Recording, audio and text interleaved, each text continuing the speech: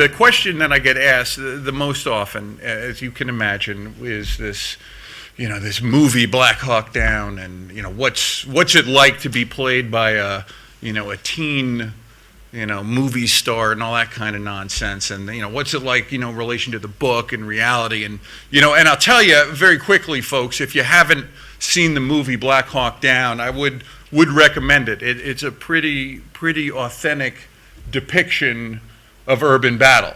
You heard about another phenomenal battle, when we were soldiers once and young, and another movie. And I haven't spoken with Tony or General Moore or Mr. Galloway about what they think about the depiction, but I would say from the, when we're talking movies and Black Hawk Down, it's pretty good.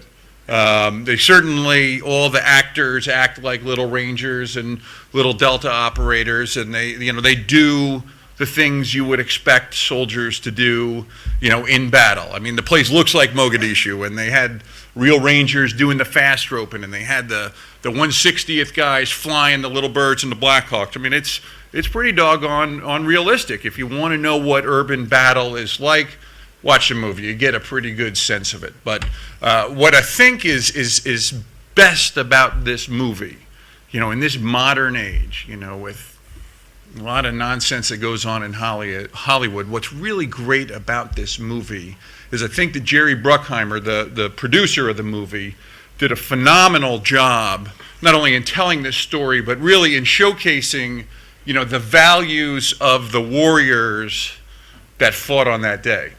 The Army's got 7 values that we hand out to everybody, and it's a pretty good ideal about reshaping America's future with values. Well, watch this movie, there's a couple of good ones. And the first value that I share with you that I think is phenomenal is this notion of selfless service. Very simply, putting the needs of others in front of yourself. The veterans in this audience know this. I mean, it's your Ranger buddy on your left, your right, your mate, your team, squad, the nation always comes first. I mean, that's it, plain and simple. There's no other thing. I never enters in to the equation other than what can I do for this country. You see this movie, and I'll talk about it in a minute. In reality, I was a young 26-year-old staff sergeant at the time, had never deployed to combat, had trained all over the world, had gone through all these great training courses, but I'd never been to battle. And this was going to be my opportunity to shine. And I remember, like it was yesterday, I was down at Fort Bragg, North Carolina, in an isolation cell, getting ready to go to this mission. And we had packed up all our gear. We'd done all of our training. We're getting ready to go in to catch this guy, and off we're going to go. And so we've got our kit packed, and late at the night, I'm alone by myself thinking about this impending battle and this unknown into the future that we're getting ready to go. And I remember I was walking down the hallway at this isolation facility, and I came across this memorial courtyard. And in this courtyard was just a simple marble wall, nice white, highly polished, and it had the names of all the soldiers that had been killed and had gone before us on the wall. Flag was posted there. I mean, a brilliant scene, if you can imagine. And I looked at it, I'm standing by myself in the middle of the night, and I see on this wall this verse of Scripture. And the Scripture is from the book of Isaiah, chapter 6, verse 8. And if you go around the Army now, and a lot of units, particularly a lot in the soft community, you'll see this. And this Scripture says, "And then I heard the voice of the Lord saying, 'Whom shall I send, and who will go for us?' And I said, 'Here am I, Lord, send me.'" I mean, I can't quote a lot of Scripture, I tell you folks, but I remember that one. Who will go for us? Here am I, send me. I mean, you've heard this before if you've been here since the beginning of this conference, and you're going to hear it a lot more later on, and the gentlemen that are going to speak to you immediately after are going to just blow you out of the water with this ideal of selfless service. Well, that had an impact on me. I mean, that's what we do. We go for others. And, later on, if you watch this movie, Black Hawk Down, you'll see a great showcase of this value of selfless service. I had been inserted in the wrong spot on October 3rd and had an immediate casualty.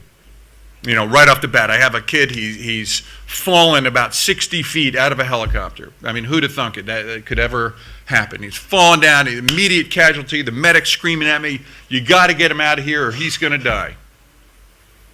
Talk to my RTO and I say, hey, call the medevac, we got to get it out of here. And the RTO turns to me and says, hey, Sergeant Eversmann, I got no comms, I can't talk to anybody, can only receive.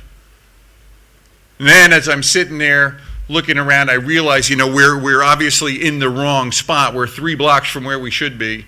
And oh, by the way, now I realize we're taking fire from 3 directions, from the north and from the east and from the west. Significant fire. And I'm like, my gosh, that you couldn't dream up, at least at the time, a more worst case scenario.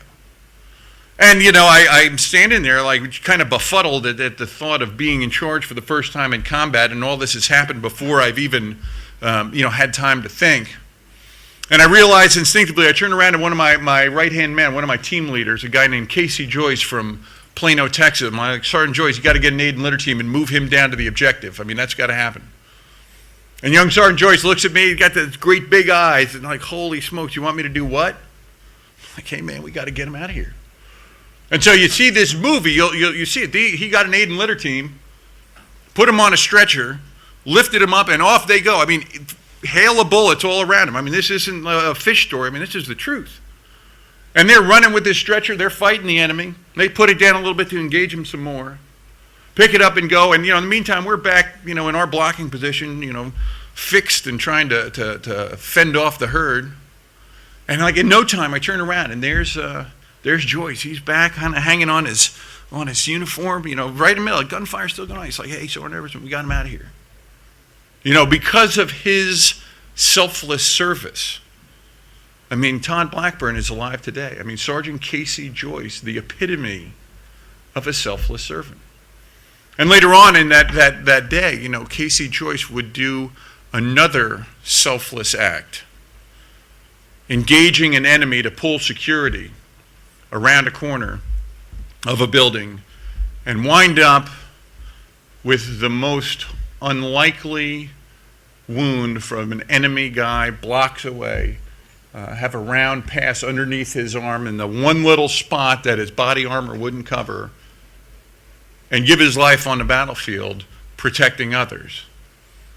I mean, selfless service, that's it.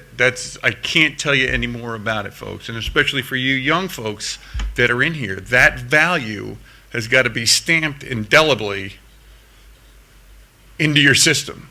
So watch the movie. You can see it in real life. Well, you can see a picture of it, that selfless service. So I think they did a good job. A million acts of it.